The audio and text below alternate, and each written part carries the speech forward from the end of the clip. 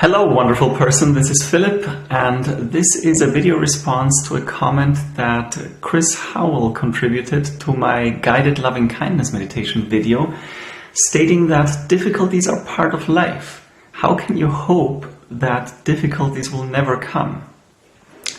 This is a very interesting question. I'm sure lots of people have this question on some level, and I remember back when I was in high school, I actually went to Catholic high school, our religion teacher, who was a Jesuit priest in a different context, which is a different topic for a different video maybe, mentioned that we often, or probably exclusively, grow from difficulties, from problems, from challenges. That's what makes us a better human being. So he stated back then that it may not even be a good thing to wish someone no problems and no difficulties, but that if you really love the person, you should wish him the greatest possible amount of difficulties that that person can just about handle, because that will make for the best personal growth. So yeah, I don't know, it's definitely something to consider. But back to your comment, your question, how can you hope that difficulties will not come? The first thing I want to say briefly is you can always hope, and a lot of the time when we hope, those hopes don't just turn into realities. That's why they're called hopes and not plans. But I don't think you meant the question that way. I think you just meant to suggest that it's probably not very useful, or it's kind of unrealistic. How is your mind going to accept a phrase like, may no difficulties come to me, or may no difficulties come to them, when we all know that difficulties are going to come to everyone again and again and again?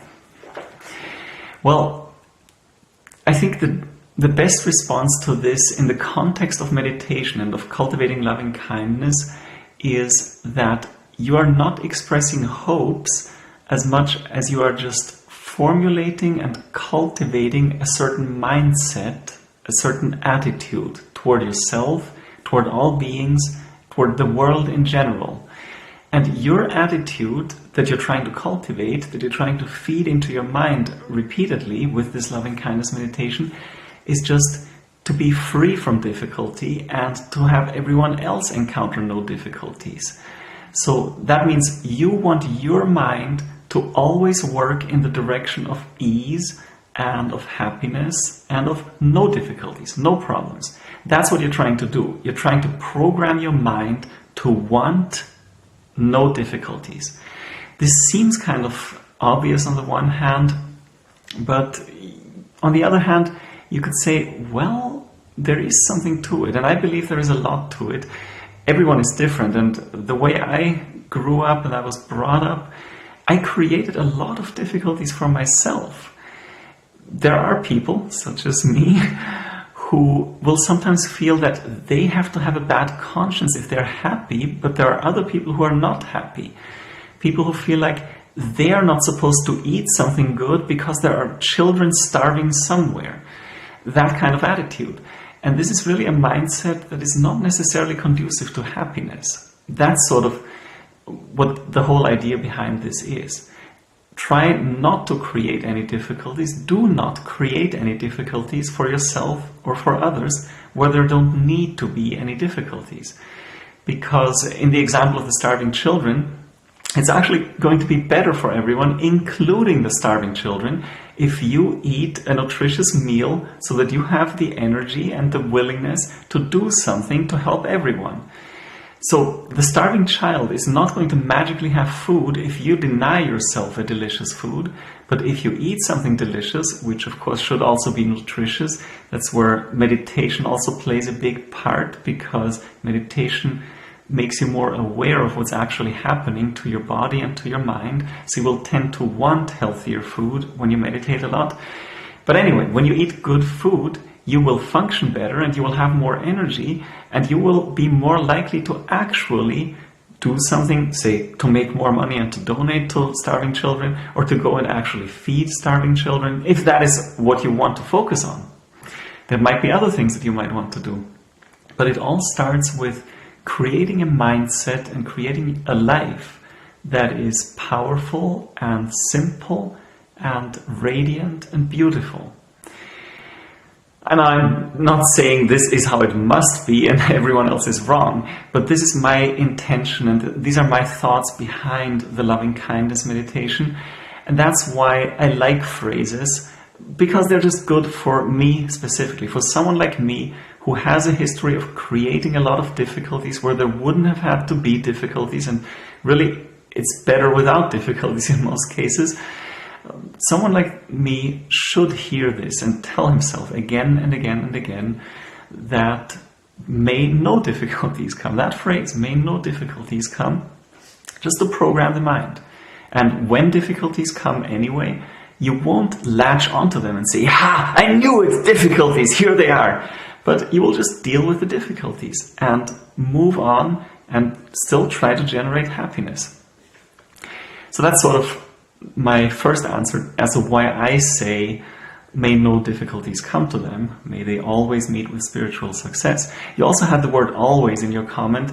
That's a strong word. It's again just to remind me that meditation and this intention of loving kindness and of letting go does not just happen when you sit for 15 minutes, but it should always be with you. You're cultivating it for a few minutes so that it may always stay with you.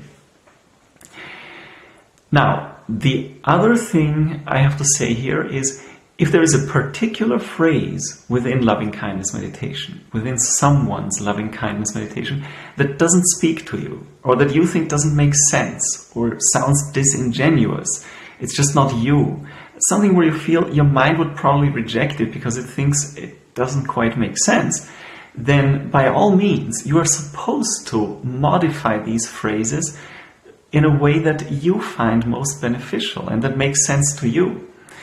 I have one very good friend, and I do enjoy her loving kindness meditations, her guided meditations, who recognizes the importance of positive thought and positive phrasing.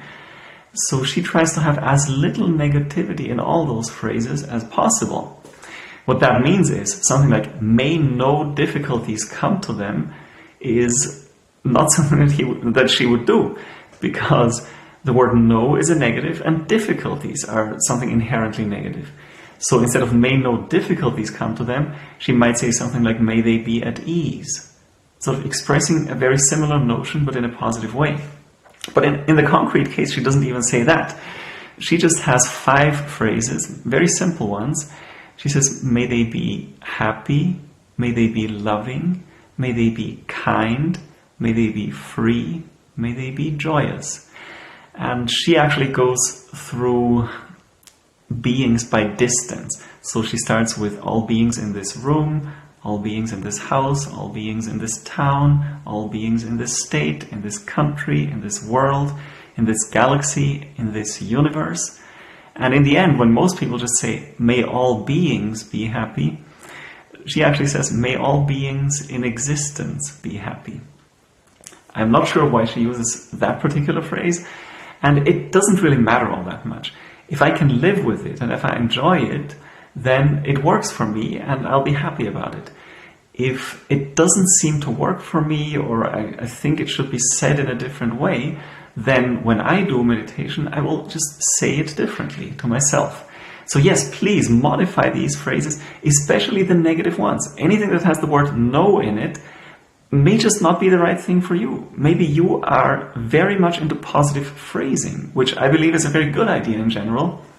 Honestly, the negative phrases that I sometimes use in my loving kindness meditation are sort of there because they are direct translations of what I believe the Buddha himself taught.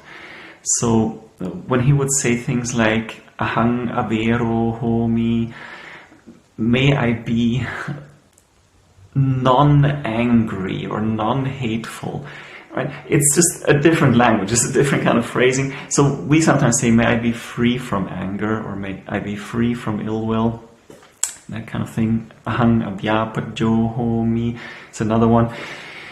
But everyone will do this in his or her own way, and if English is your first language, you may just want to use more straightforward phrases that are more straightforward in English. such as may I be happy, may I be well, may I be kind, may I be generous is also one that you could put in there.